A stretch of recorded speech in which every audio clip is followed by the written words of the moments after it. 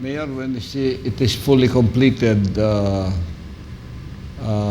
you will invite all our friends in Davao City and all over the Philippines Yes. for the inauguration when it is fully completed. Yes.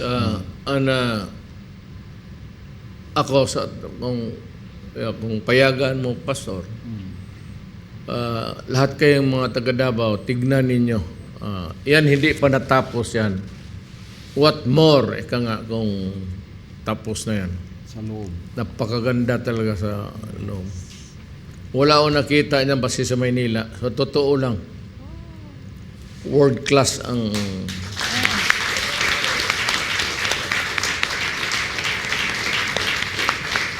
If there is somebody na sana na magsalita dyan una, ako.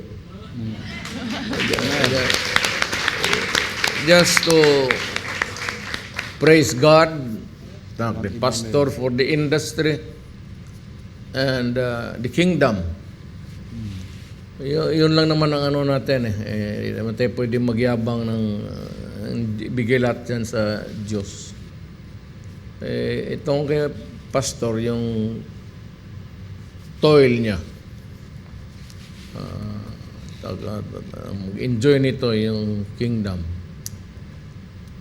At ang mga taga Davao, nako, sabihin ko sa inyo, pag nakita ninyo ang loob, ngayon pa lang matulala kayo.